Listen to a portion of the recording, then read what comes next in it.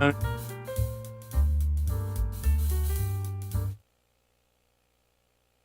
time is 4:48.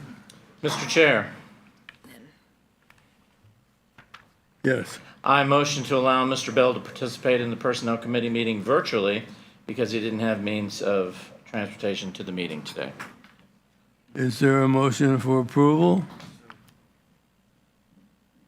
I motion that we do so.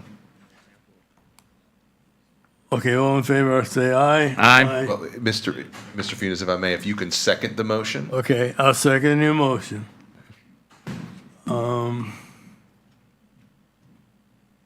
And I approve the motion.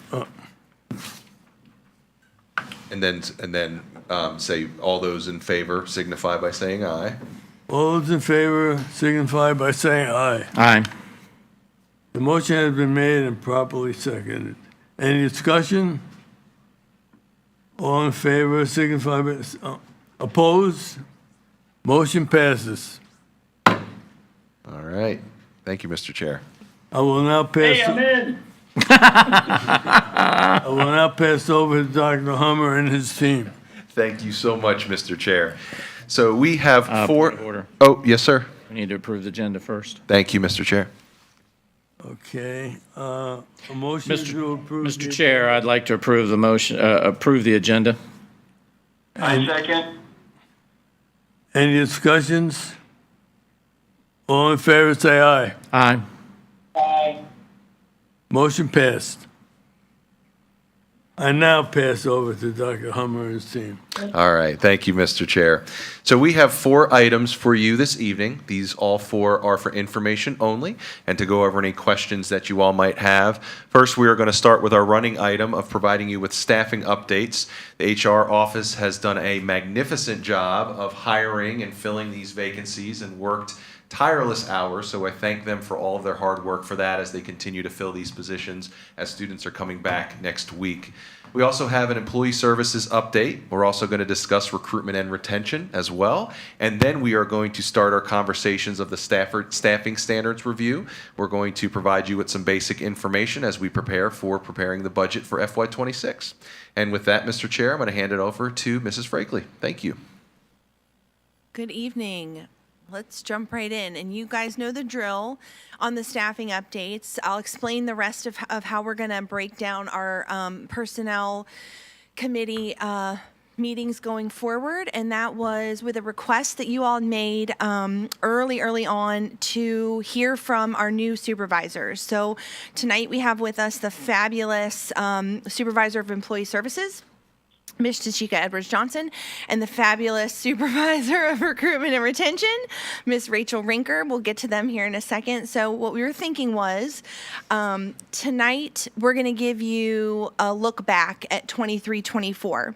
So we're going to cover what we're seeing in some exit information and where we landed for the end of last school year. And then when we meet again in September, we'll give you an update for 24-25 since we're still currently in the middle of our big hiring push and onboarding and getting everybody in their spots and their places for the start of school. So that's what we're going to show you tonight.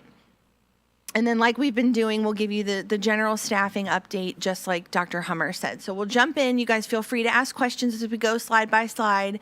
And then we'll have you guys ask any questions in those sections for employee services and the section for recruitment and retention so we can keep our folks at the podium if that works for you. All right. Here we go. Sounds good. Thank you. Okay, so jumping right in, you all have seen these numbers before in terms of professional vacancies filled. So we've added the twist of celebrations, right? These are our celebrations of recruitment efforts. We're so excited to welcome 114 new teachers, and we'll get to that breakdown here in a second of what that means. But as you can see, 122 transfers. The administrators hired six transfers, and then other professionals, 6 new hires. And so when you look at it, we're going to show you the breakdown of where all that teacher experience lands, which is really, really exciting for us. But I'll give you a second to ask any questions there.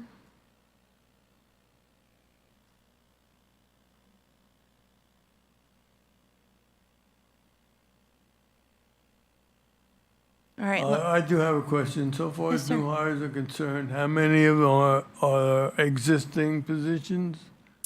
And Exa- how many are new positions? So our new hires are there in the 114, and then those who were with us but transferred into a new position are that 122. If, And if then- I may, Ms. Brakely, Are you Mr. talk- Funes, if I'm understanding your question New correctly, FTEs? are you saying how many new positions that we added into this budget cycle? Is that what you're asking? Yes, are Yes. they incorporated into the new Yes, hires? Yes, yes. sir. So we had 25 new positions that we added in this last budget cycle. Yes, sir. And then the other 200 and, correct my math, 21, right? 221 would be positions that were already existing. And that they some of filled. those new positions have yet to be filled. We're working on that still, too. So these are just filled professional vacancies that have been filled. Okay, thank you. Sure.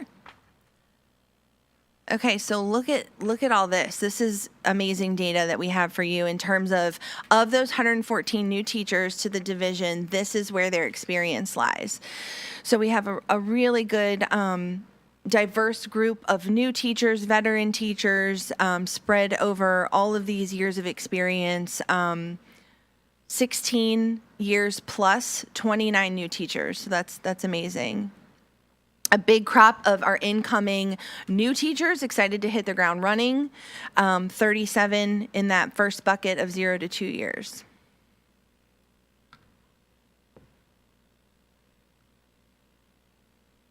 All right. Here's a look at our vacancies by content area. You'll see special education still at the top.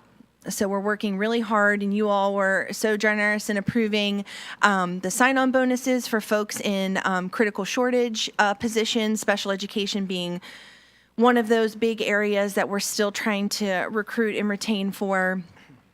Elementary classroom, and then our resource teachers. This is pretty much the same top 3 that you've seen running now from month to month. So no really big change there, but these are vacancies by content area as of July 28th. Mr. Chair, I have a question. If I may. Go ahead. Ms. Brakely, Yes, sir. can you hear me okay? Yes, sir. How are you today? I'm great. How are you? I can't complain. We miss you in person here.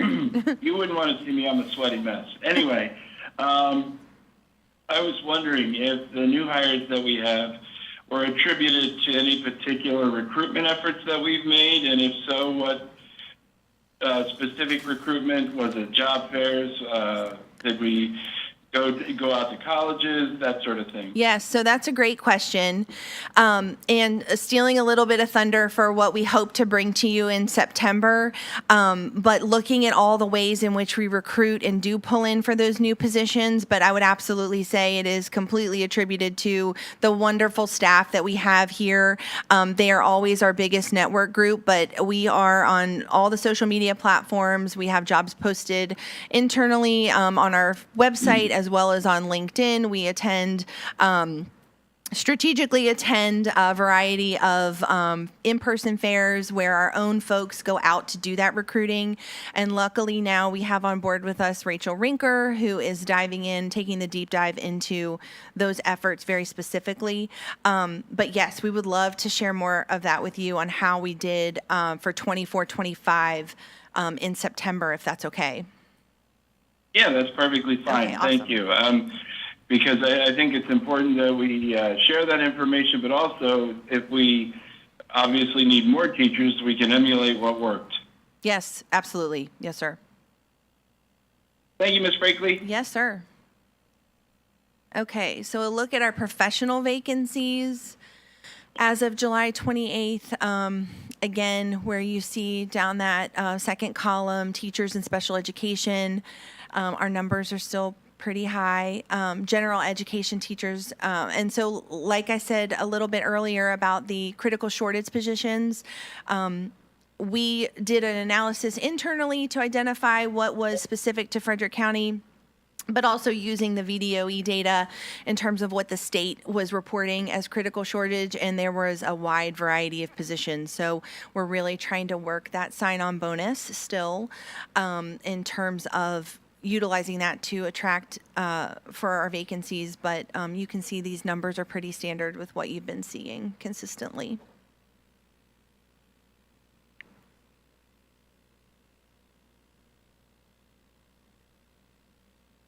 And just to highlight special education, because we are in need pretty critically of those positions to be filled, here's some additional data on how those numbers break down. So when we talk about the overall percentage of vacancies, special education is a big percentage of that overall percentage. So just so you guys see it in terms of these numbers, when we have, there are currently approximately 200 special ed positions in our division, and 24 of those are vacant.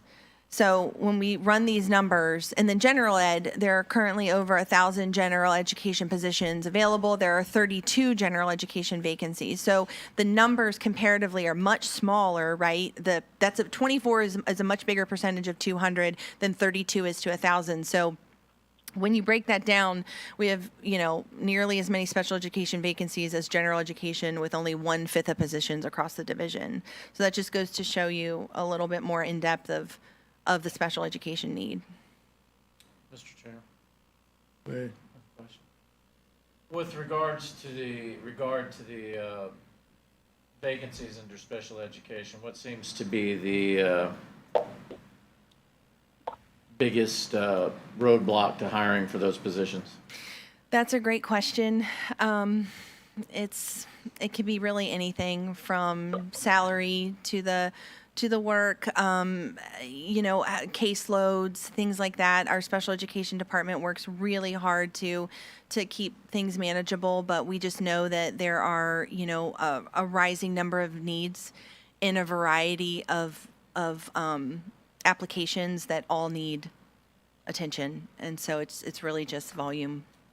I think. I'm sorry, I didn't mean to step on. No, and please, for the special education professionals and experts, I know Dr. Hummer, this is your specialty. Please feel free to chime in. So in the absence of a special education teacher who's, let's say, sick, what do?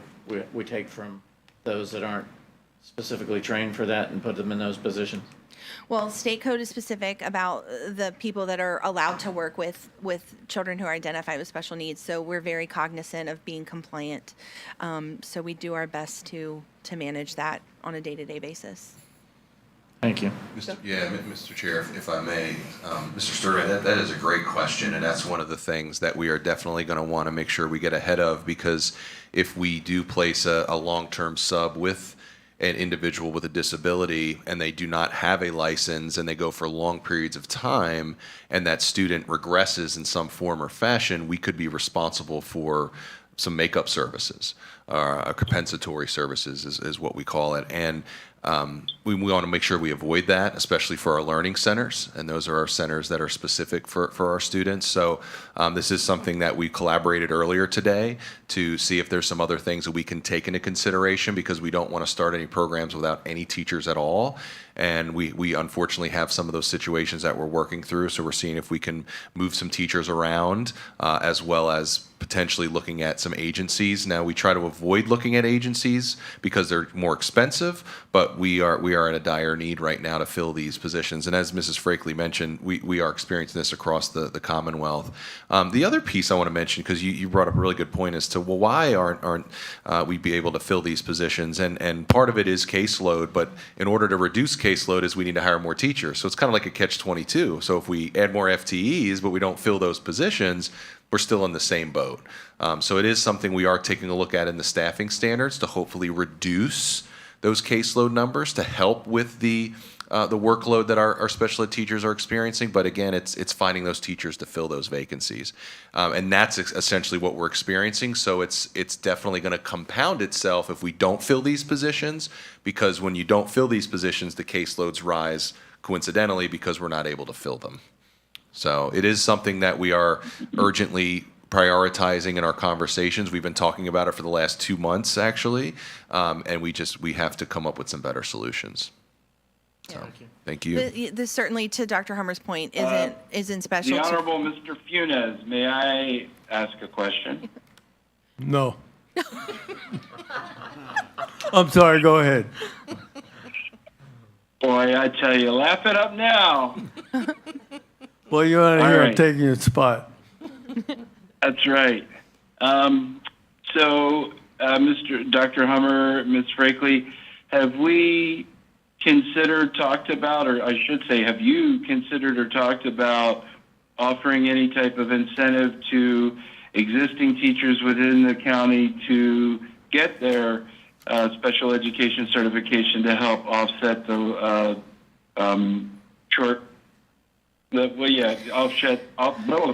Yes. offset the shortage of teachers? Yes, sir. So, a great question. And we do work with folks all the time in terms of career pathing.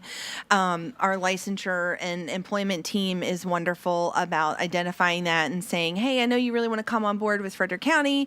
Maybe you don't have the qualifications yet to be in this kind of position, but you know you want to be impactful for students. Here is what you need to get your special education certifications or be eligible to be in a special education classroom. So we're doing that work on a person by person basis as we can to incentivize and just talk with people about the option. But as I was saying a second ago, Dr. Hummer is exactly right. This isn't an issue that is specific just to Frederick County. This is a nationwide problem, certainly among the Commonwealth. Yeah, for sure. Yeah, absolutely. And we know that our neighbors are getting really competitive in this area because it is very much a critical shortage position. So when we talk about those things come budget time, it was very generous of you all to go for the signing bonus. But knowing that our neighbors are being competitive, we need to stay up on that knowledge because it makes it more attractive to go elsewhere if we're not making it attractive to stay here. So I appreciate your question, Mr. Bell. No, thank you very much. You're being really nice to me when I'm not there. Oh, well. So to be clear, is there an option for the general education positions to move over to special education because we have percentile less vacancies in the general position than we have in the special position? Yeah, great question. Absolutely. Folks can move and be fluid in their own professional development. They just have to get certified. So if that is of interest to our general education teachers, they would need to go through the same certification process as, anybody else or somebody coming into the division. It's just, whether or not they choose to do that. So we could certainly encourage it, but then we'd also have teacher positions to backfill too. So you see how the cycle kind of feeds But they're itself. easier to fill. Yes, yeah. Most of the time. Thank you. Yeah. Okay, here's a look at our support vacancies as of July 28th. You'll see that flex sub number is down, so that's great. We're working on filling those. Still up on instructional assistants, custodians, bus drivers, but this is pretty much a status quo look of what you all have been seeing over the past couple months, trending. Any questions there? All right. Okay. Any questions about staffing before we move on? And I'll allow any questions throughout the presentation, so don't feel like you gotta have them right now. Just want to ask. Well, so far as support staff is concerned, that seems to be a problem more than others. What possibly could we do to instill a little more interest in those positions? Yeah, They're the lowest paying positions. Yes, sir. So I would think that pay would be a very important incentive to shore up our needed staff. Right. Yeah, certainly. Pay is usually at the top of our list when we talk about recruitment and retention. But thankfully, we've got an amazing employment team, and they are actually going to be going on September 12th to a local expo. I think it's at Laurel Ridge, right? Laurel Ridge on September 12th, and we've had luck in the classified positions department at this expo before, and so maybe if Rachel wants to touch on it when she comes up, she can. But things like that, where we're really just trying to target specific populations, knowing that we've got these vacancies, we've been trying to hone in on that as much as we can and send our good people out to talk to people, right? It's always nice to talk to people and put a face with a name and talk to a human and hear all the wonderful things and make that connection. That's what we're really trying to do, is make that foundational connection where, you know, it draws you in and it sort of makes you want to be on the team. So we're hoping that's the case. September 12th at that expo. Mr. Chair, what are we doing about burnout? I know burnout's a big problem with the special ed teacher community. I know caseloads mount up, parents, behavioral issues, things of that nature, and granted, having that support staff in the classroom is essential. Yeah. And yeah, I would love to throw, you know, a lot of money at Yeah. this, but you know, it's probably not in the cards every budget cycle. But as far as burnout goes, what are we doing to assist those teachers with burnout? Are we doing anything like maybe rotating them on schools, giving them a new environment, maybe rotating the population that they have as far as special needs? What kind of efforts are we putting into that? So I can say that those types of activities, right, really happen at the building level. So your principals, assistant principals are watching and monitoring for that, and they're working with their people. They know their people the best. So I will say that our leadership is very attuned to that and doing their best to manage their folks in their buildings. Division-wide, we certainly have health and wellness, benefits that folks can tap into. But I will say additionally, and we're going to hear more about the staffing standards in a little bit, but burnout, right, is overwhelm. It's the workload. It's all of the things. It's the environment. It's everything. The community, it's all the things. When we talk about adequately staffing for support, that is really one of the biggest ways that we can provide relief for that overwhelm and burnout is adequate staffing, making sure we have the people to support in the right positions. And so I know that when that comes through budget time, and that means FTEs and that means people, but as we're taking care of our people to be able to provide that support, that's really what we need. We need, a lot of times more hands to do some of the heavy lifting. And so obviously, the staffing standards are there to help, alleviate some of that subjective decision making and make it more objective, but it also is a recruitment and retention tool to help us say to people, you know what, we're going to staff at this ratio every year because we know this is best practice and we know this is what will help us provide that support as our numbers grow, as our population grows, as our special education needs grow.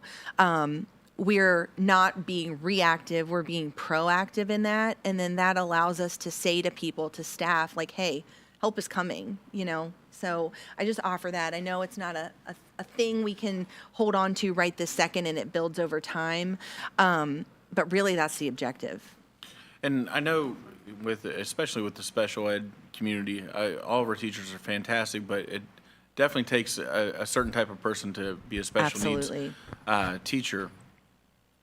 And those people with their heart so invested in that and they burn out, what kind of feedback are you getting on exit interviews from special needs teachers and our FTE positions that are in the classroom, specifically of why they're leaving FCPS? That's a great question and lead in to what Ms. Rinker is going to show you in just a minute. I'm not going to take your thunder. She'll give you some hard data here in just a minute if you hang on. Appreciate it. And Mr. Atkins, may I offer something also? Can you hear me okay? I got you. Yeah, I was going to say, as it relates to the burnout issue, it is certainly not a singular issue as it relates to school building leaders and teachers. I think burnout has to be addressed from a wide scale. And some of the approaches that we're going to be taking in the new year, I can't speak for what has previously happened, but in the new year, some of it includes just common sense scheduling in order to protect teacher planning times. Can you speak up, please? I'm sorry, Mr. Bell. I will try. I was explaining that burnout is not an issue that is managed singularly by one teacher or one school leader. It is really an issue that, as a division, that we have to tackle as a whole body, because in order to really support teachers, it means doing the things that we need to do, which is what we're going to be planning on in the coming year, helping to do common sense management things like protecting teacher planning time with new bell schedules and things of that nature that we're looking into. Obviously, we're also we're going to be working with administrators on fostering school culture, which means sometimes in the absence of bodies, because that's going to be our reality for a long time. Yeah. Even if you guys do offer money, sometimes we still won't be able to find individuals who are willing to step into these roles, because there's not only a teacher shortage in Frederick County, our educator prep programs have stopped producing the same volume of graduates that we are accustomed to over the years. So we are graduating fewer folks who are coming through the traditional teacher preparation programs, and we are competing on a broader scale for a smaller pool of people. So that may also justify why we're having a difficult time finding individuals to fill these roles. But that means we need to get more creative as a school division in order to find ways to support people in spite of those additional personnel. And some of that means culture building, where we have teachers who are willing to step in, even leaders and administrators and even us, which we have our ambassador program where we're stepping into buildings and saying, if you just need a break, we're happy to give you one. So it's small things like that that go a long way. And the last piece I will say, in terms of culture and retention, pride makes a big difference. People have to be happy where they work, and they have a pride in the atmosphere that they're working in. They want to be a part of greatness. And so as long as we can continue to promote that, I will tell you the reception I've received here has been amazing. And if the new folks who are coming feel the same way, I think we stand a better chance of holding on to people. So that was just what I wanted to offer. Definitely agree with that. I know that part of the burnout that I'm hearing in normal conversations I have at the grocery store or whatever is with 504 plans. You know, teachers writing 504 plans, and, you know, they've got a handful of students in that classroom. They're taking a lot of that classroom or those 504 plans home, and that's taken away from their family time, and they're answering questions at night, you know, because they do build a culture with these within their classroom, and, you know, they're talking to parents, and their parents trust those teachers, and so they're having an issue with Johnny or Susie when they get home, and they're like, hey, did anything go on in the classroom? They're calling that teacher directly, and, you know, I appreciate their heart being in it, but it's also taking away time from their families, and I'm not asking them to not do that, but, you know, finding that good home-work-life balance and maybe offering some sort of support to help them out with their 504 plans, maybe be a case manager or whomever to help oversee that would go a long way to kind of alleviate some of those issues. Thank you. Yes, sir. Mr. Chairman, I'd like to piggyback on what it sounds like Miles. Is that Miles? The one and only. The one and only. Very good. How you doing, buddy? Good. I know that with regards to teacher burnout, from a teacher's perspective, like myself, the key is support. You know, if the teachers are feeling supported by the administration in their classroom, in their day-to-day activities, whether it's dealing with 504 or other types of things, IEPs, what have you, discipline, I think the key ingredient is support from the administration. And I'm wondering if there is a plan to ensure that the admin is taking care of their teachers and in supporting them in the best way that they can. Not to say that they aren't already, but just to sort of, you know, any type of check-ins or if there's anything in place that is being done to ensure that they are being supported in their class and day-to-day activities. That's a great point, Mr. Bell, and something that we touched on in depth during the 3-part training series that we held last year. We plan to continue that this year with our administrators, both directors on the director side and the principal side, and leadership assistant principals and assistant directors. What does that mean? What does it look like to provide that kind of support in your buildings? We know then in turn that those leaders are working super hard to take care of the people in their building. Who's then taking care of those leaders in those departments and in those buildings? So it really is a team effort where that's concerned, because we talk about Sure. how SBO can help support and step in, and SBO leadership and their role in helping to coach and counsel. So that everybody feels supported. But it is something we spent a great deal of time on working through last year, and we hope to extend that to our supervisors and coordinators as well, because it's felt by everyone, right? Feeling that feeling of support really needs to be up, down, sideways, left, right, everybody in the division. So we are being really intentional about that and working through that, and we continue to do so with our trainings. Thank you.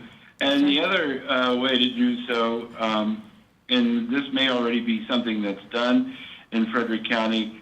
When I was teaching in Frederick County, I was just a substitute.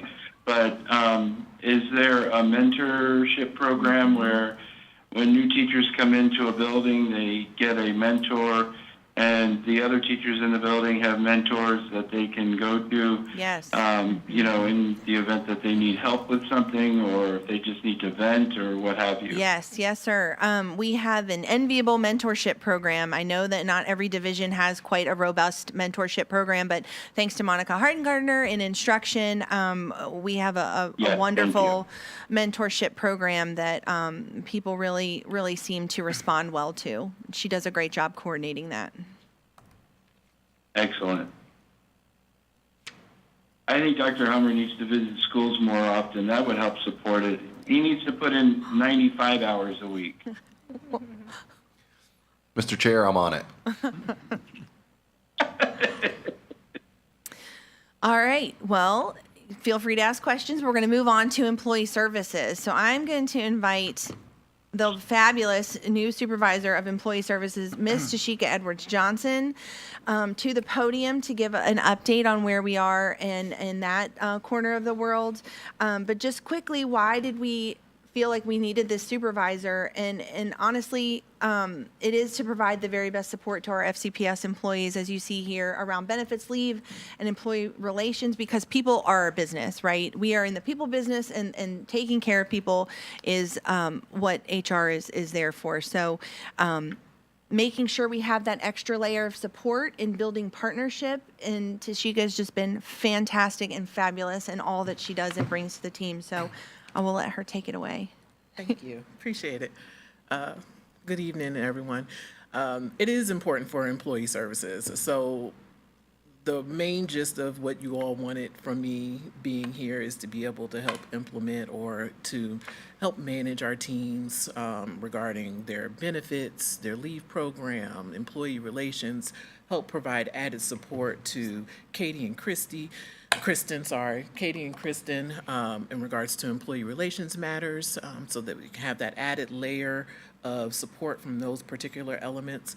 So working towards that, the things that we've been doing this year is we had the care team approved to transition from care team from Valley Health Family Care Center.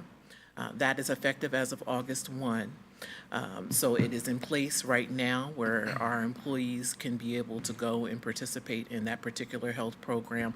If they are a part of the Anthem family, they will be able to go to the health service center itself and have their family members that are on the plan have that particular resource. It is located on the Jubal Early Drive location next to the Best Buy.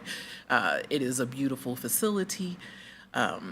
They have worked hard, Valley Health has worked hard to stand up that particular program and make sure that it's doing what it needs to do for everyone. And during that transition phase, while we were leaving Care Team and going to Valley Health, they helped supported us during the times when we needed for transportation department to fulfill their DOE physical exams during the summer.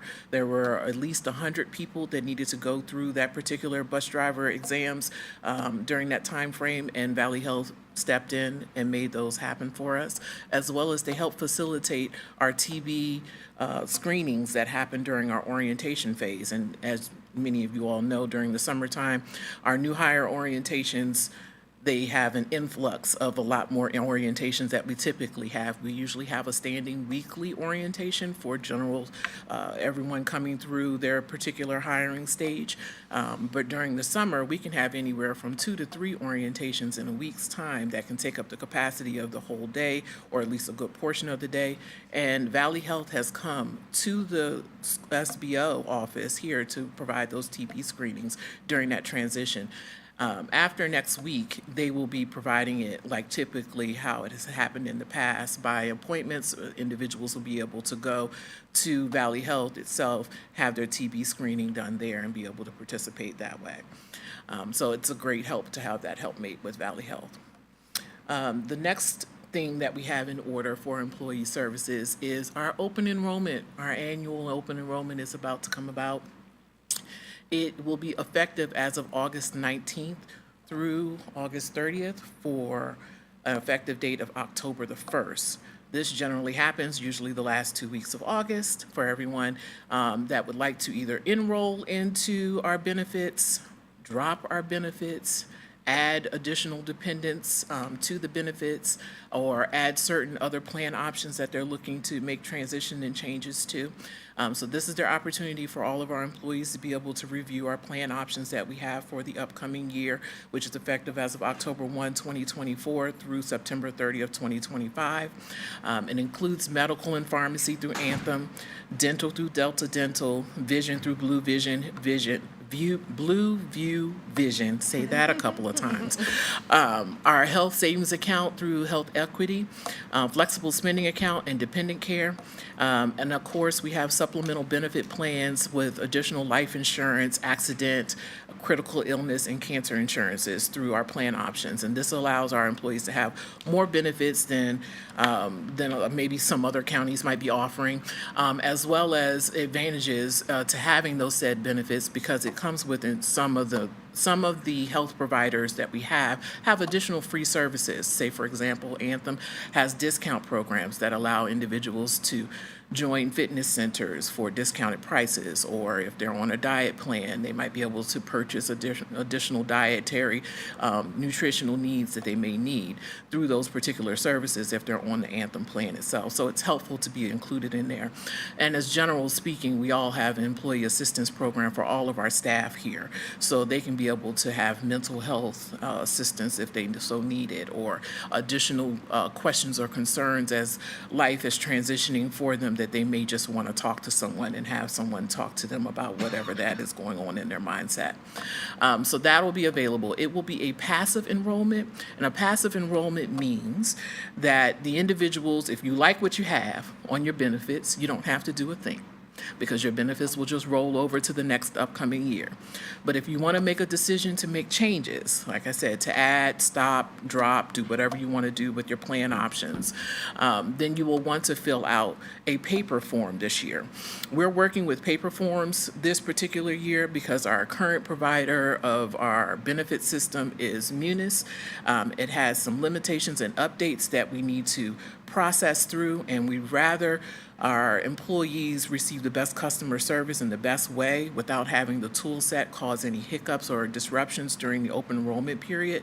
That does mean that my team itself will have to work a little harder to process any paperwork to our particular vendors of choice, whatever the employee is electing into.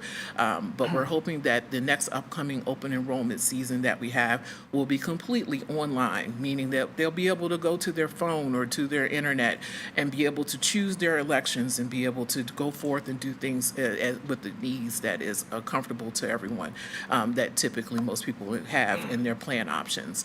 So that is the key things that we have going on for this upcoming season. We do have other things that we'll be discussing in the future, but we look forward to providing great service to everyone. Any questions? All right, thank you. Thank you so much, Tashika. Really appreciate it. All right, we're going to call up Miss Rachel Rinker to give us an update for recruitment and retention.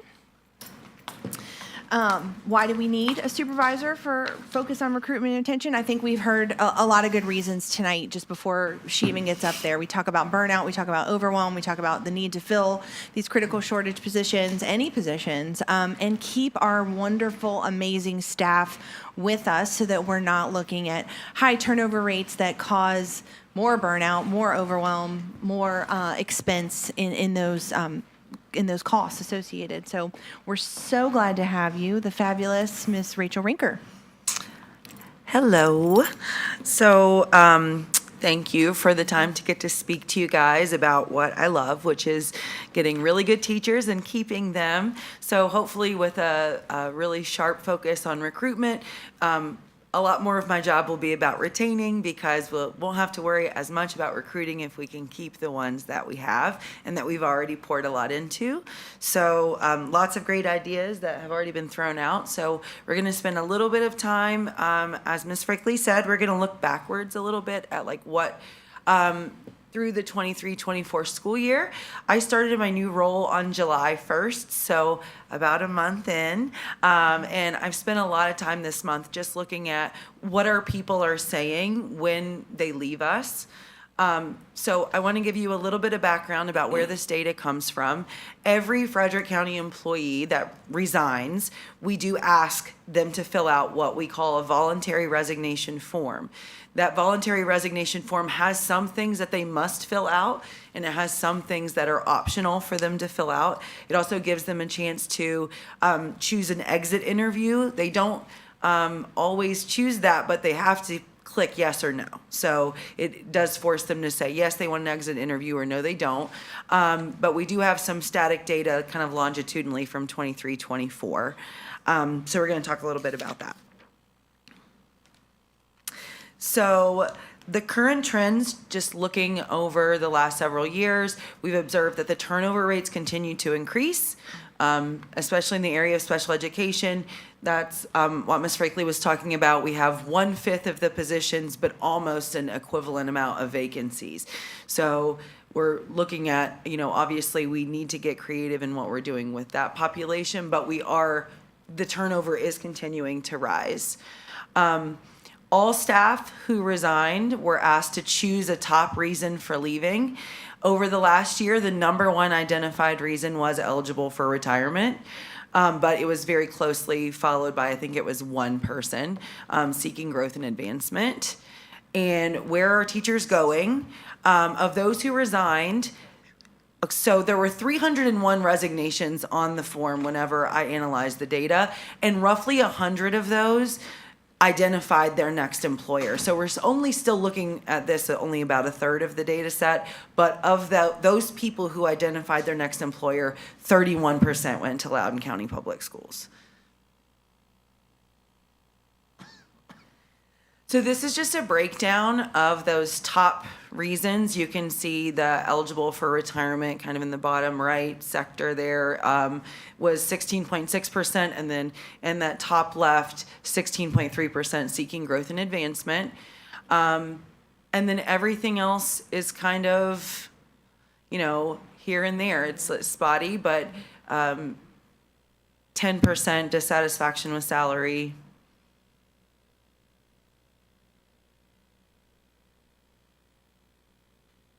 Any questions about this? So just to be clear, this data is from the entire data set. So when we talked about next steps where those employers, their next employer, that was an optional question, so we only got about 100 responses, but this was from every single person who resigned, and that includes all staff. So admin, teachers, classified support staff. Mr. Chair, if I may, I want to thank the HR department, because when we were presenting this information to you last year, we did not have specific details. We just had people were leaving. So Mrs. Frakely and I sat down and we added some additional layers to this so that we can get additional information, such as where are the teachers going? And we asked that question on there, and that's how we were able to determine that 31% of them were going to Loudoun County. So we did add some layers to this survey to get more information so that we can do better. And as Mrs. Rinker has mentioned so amazingly, is that we have some things that we have and want to implement so that we can keep our staff here. So. Quick question, Mr. Chair.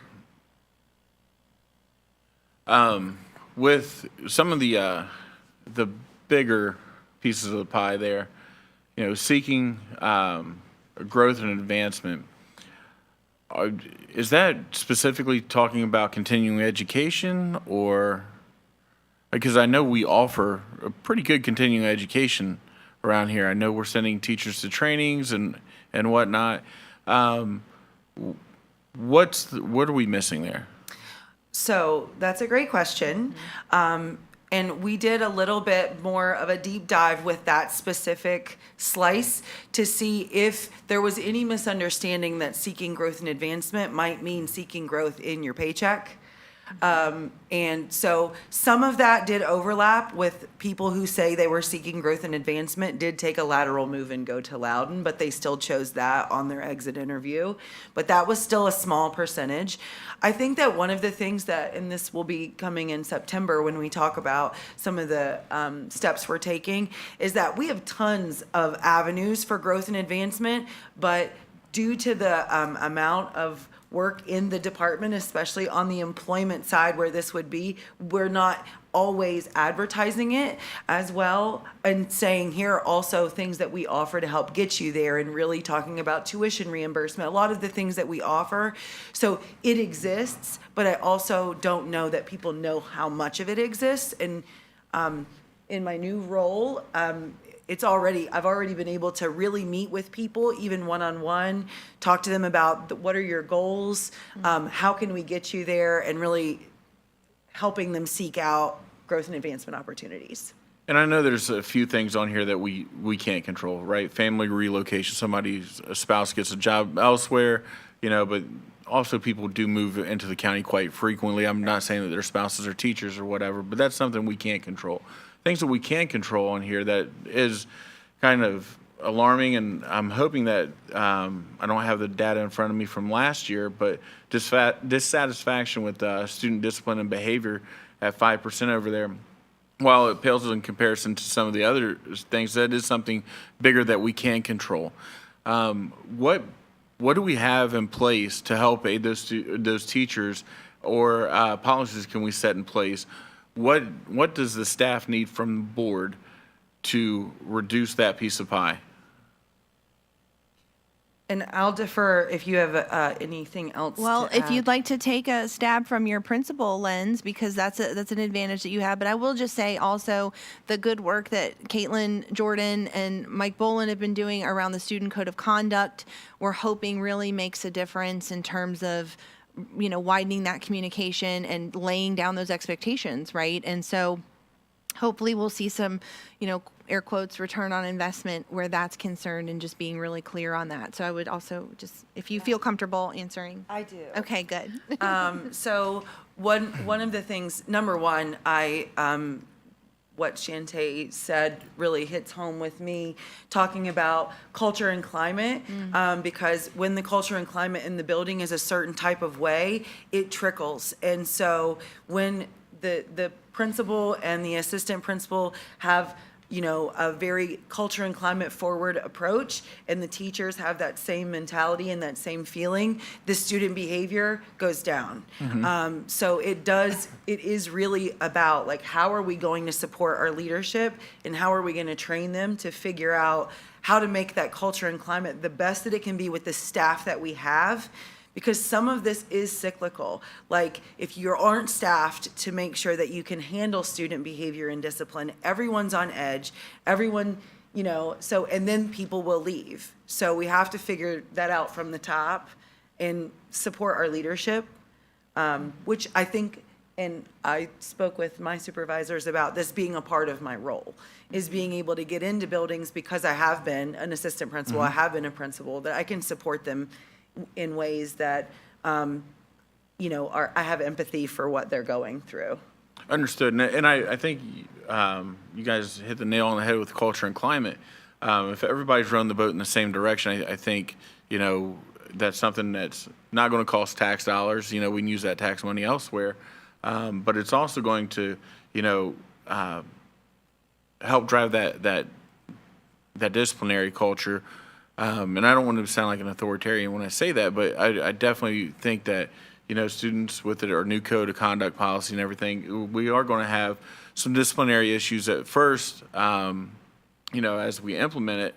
But I think over time, we will get that good return on investment. And I think things of that nature, policy changes that we can affect up here on the board will go a long way. So if there's any support that you need for stuff that we can affect out of this pie, please let us know. Bring it to us, and we will be happy to help aid the staff in any way possible. Thank you, Mr. Atkins, because I really feel like the more that everyone's on the same page, the board, the directors, the principals, the parents, the teachers, and the students, and we all have a similar message and we all have similar goals, the more efficacious we'll be together. Absolutely. As one final question, I guess, as your time as assistant principal and principal, when you didn't have a staff member, a teacher rowing that boat in the same direction,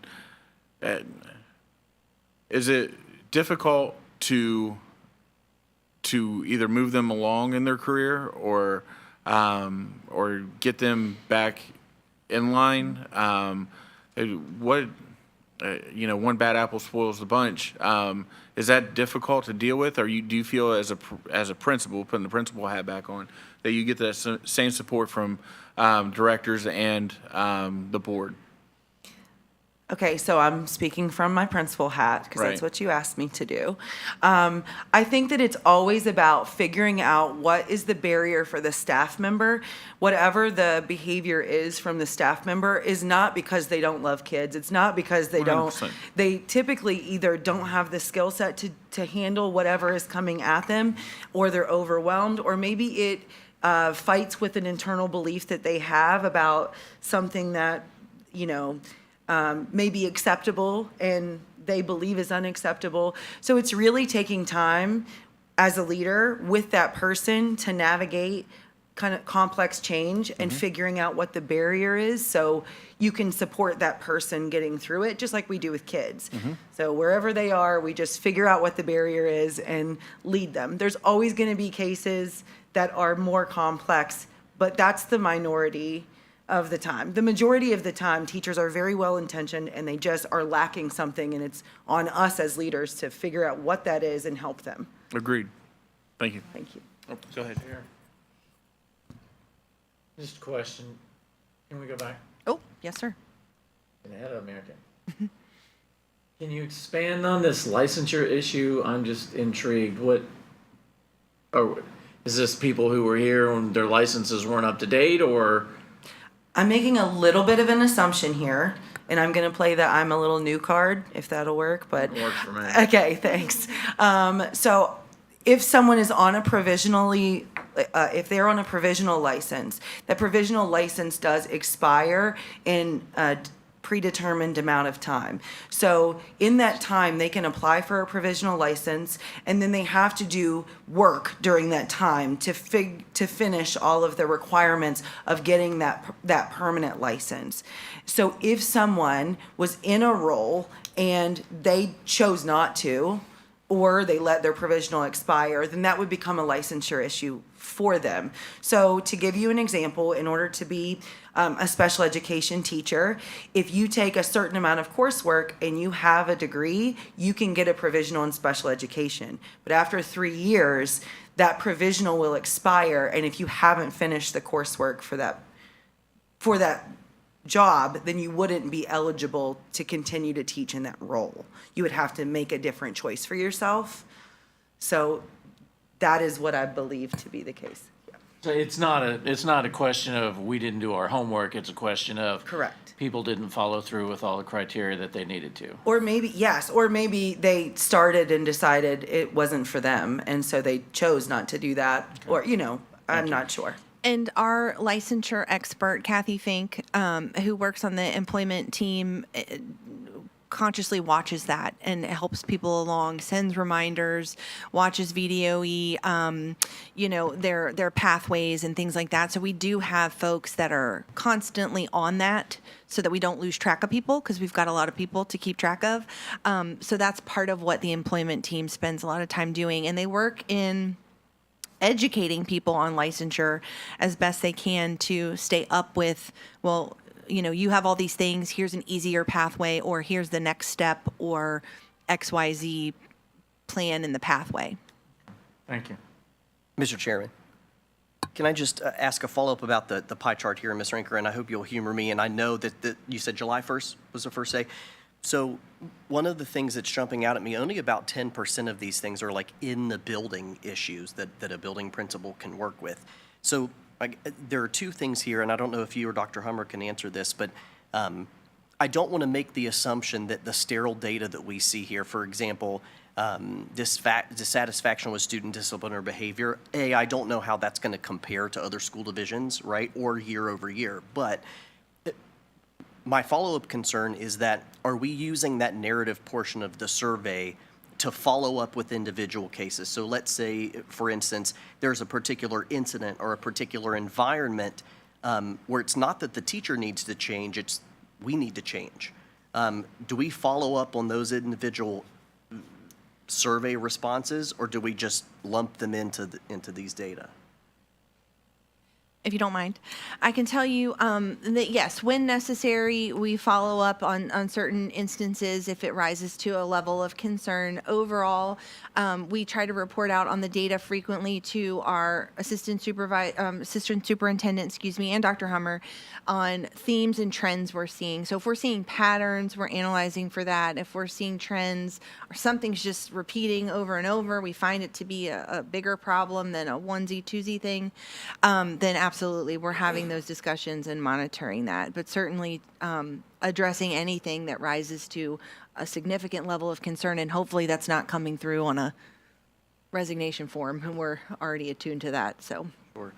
My last request of you, Ms. Rinker, especially coming into this role, newly into this role, would just be that as you do come across those survey responses, whether it's mid-year or end of the year, just that we do an extra thorough job of making sure that we don't let those experiences and those veteran staff members go without making sure that we address those. Because those, I can tell you that those are the types of constituent emails that I've already started getting, especially this time of year. Yeah. So I just want to make sure that we're really committed, and I'm excited that you're in this role, especially as a building principal, because I think you're equipped to do that. My request is just that we take them all seriously. Absolutely. And in one more slide, I'm going to tell you a little bit about that. Great. All right, I'm going to click it. So this is just a summary. I think you guys are probably pretty familiar with these because you've talked obviously with one another about these positions. These are new teacher full-time equivalent positions and new instructional assistant full-time equivalent positions. This is just a summary slide of the positions I think were referenced earlier.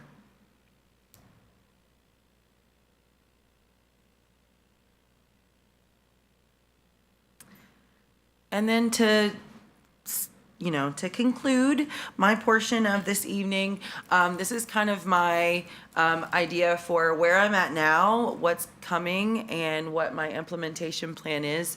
As far as my new role right now, I'm continuing to analyze data from 23-24. looking at specific comments, looking in depth at where those come from, what trends and patterns that I see, besides just everyone chose A and everyone chose B, and using common sense and instincts to look at those from both lenses. Conducting stay interviews with staff to see why did you choose to stay, instead of just looking at those who left. Let's look at those who've chosen to stay. Working with my amazing supervisors and my awesome employment team and my partners in employee services to craft some new marketing strategies, some innovative ideas, looking at some new platforms to get our jobs out there and how we can support our current staff and get some new ones to fill the ones that we don't have.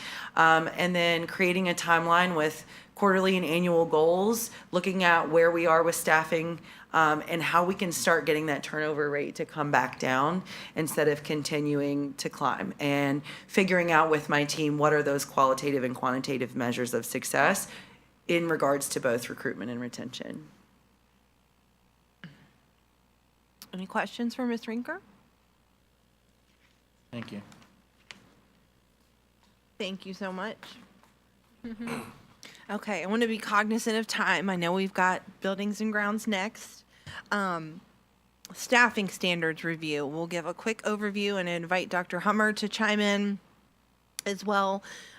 You all have seen this information already previously when we introduced this at the beginning of last school year, timeframe-ish, in the beginning of your tenure on the board. So we've touched on it a little bit tonight already, and what it is, it's a formula-based tool to establish staffing standards in order to meet the needs of our students that aligns with our strategic goals. So really, it's just making sure that we are taking best practice from state guidance, federal guidance, and FCPS way of doing business, and putting the math together to run our staffing projections. We are a big school division.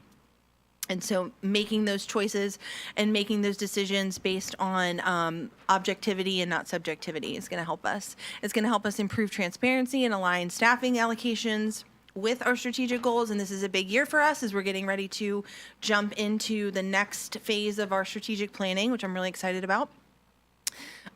Staffing standards are designed to meet the needs of our students while providing a standard for how our schools are staffed.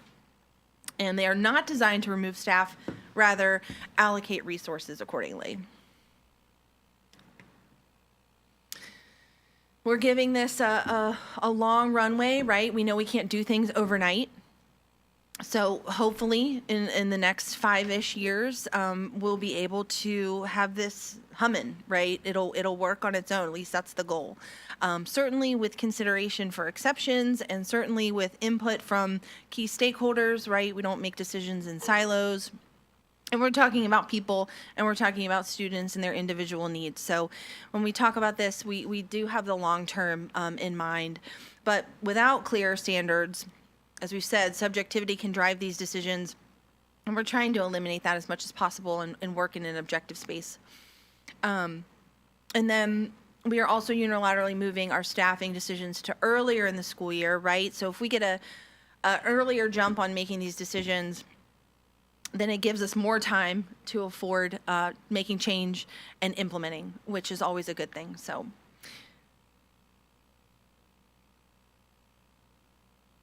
when you saw these for the FY25 budget, same for FY26. So this is what you've already seen. We're getting ready to start FY26 budgeting. This is why we're doing it, right? So when we talk about the whys in elementary and secondary, we want to make sure we're providing small class sizes and protecting that planning time that we heard from Ms. Knight that's so critical and important for our staff. And when we talk about overwhelm and burnout, to Mr. Atkins' point, you'll see special education and EL and gifted as well, developing those ratios so that we can get down into that niche work that needs to happen for the individual needs of our students. And that differentiated instruction, that's so important for making sure we address the needs of all of our learners. And then support staff, right? We absolutely want to make sure that things like our buildings are supported with the appropriate custodial staff. We use the Sharando example last time we talked about this, where they have the largest student population and the same custodial staff as other schools that are smaller than they are. And so when you talk about more people, there's more to do, more to clean. We need to make sure that those are supported properly and ratioed out so that it makes sense. I would invite Dr. Hummer to add anything that I might have missed or anything you want to touch on in terms of staffing standards. I do want to add one other piece to this, is this doesn't necessarily mean just adding on more staff. It means that we are strategically being good stewards of our money and our positions. So for example, Mr. Funes, you asked earlier about how many positions we added on. When we took a look at our needs as a school division, we determined we needed over 40 positions. Well, we were able to move positions around, and we only requested 25. So we were able to move around those 11 positions to fit those needs, and we're going to continue to do that moving forward. As we continue to grow, we want to make sure that we are providing a standard so that we aren't being inequitable in regards to how many positions certain schools are receiving. They're getting them based on the needs of their students in their building, so that we're being good stewards of our dollar. So this is something that we're going to continuously build out. It's going to be at the forefront of as we putting the budget together to making sure that we are being transparent, and we're looking forward to continuing those conversations and providing you the information to meet the needs of our students. Absolutely. And just thanks to our friends in finance for leading the way on getting all of our budget meetings set up. They're on the calendar.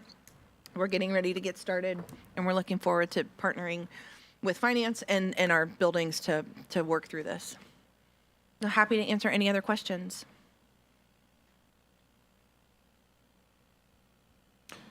Other questions?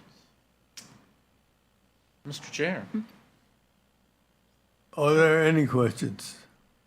Mr. Chairman. Go right ahead. Oh, okay, thank you. I'm just making sure you guys can hear me. All right, and you said no to me the last time, so I wasn't sure. I actually have a question about, not about burnout, but more directly about attracting young teachers or fresh out of school teachers, or even just people from other states into our area.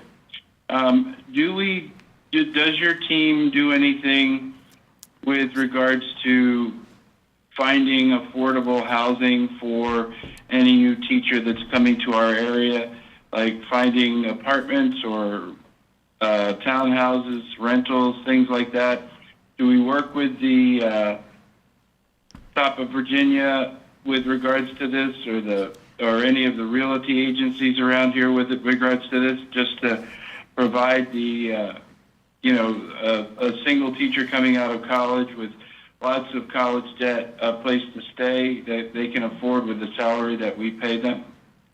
So I love your question. Thank you for asking it, because this is something that we talk about. And in the HR department, we certainly are doing this on a person-by-person basis, trying to help with whatever questions or needs are coming in, right? We don't have this programmed out formally.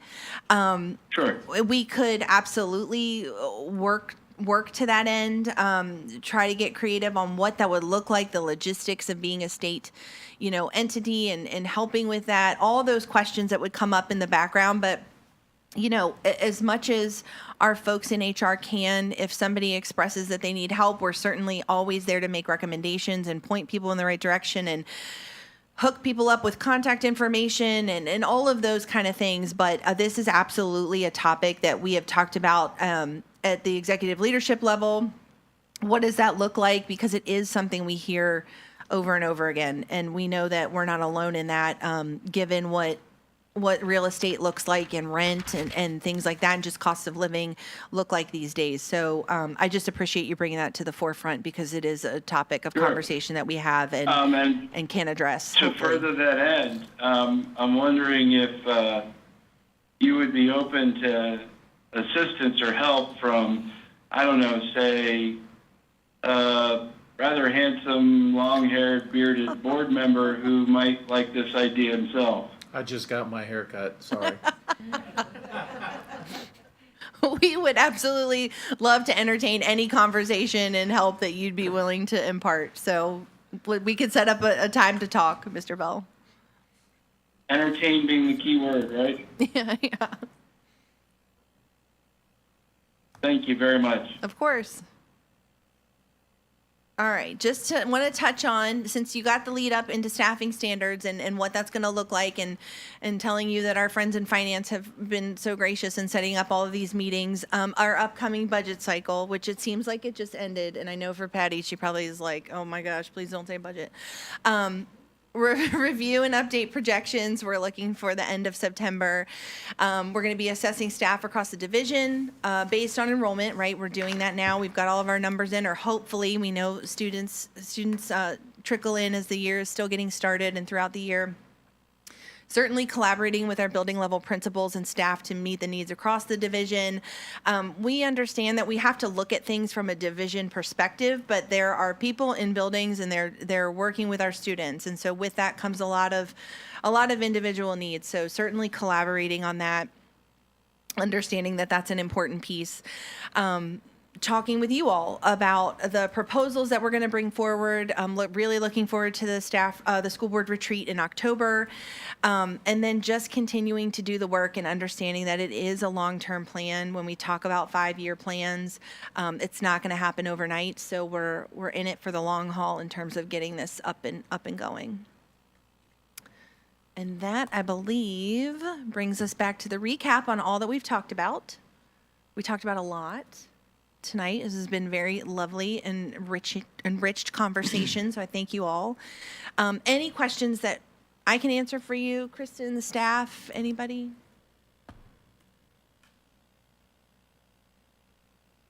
All right, so that's all we have for you this evening, Mr. Chair. Thank you for your time. Mr. Chair, I move we adjourn. I second. As the motion has been made and properly second, any discussion? All in favor signify by saying aye. Aye. Aye. Opposed? Motion passed. We are adjourned.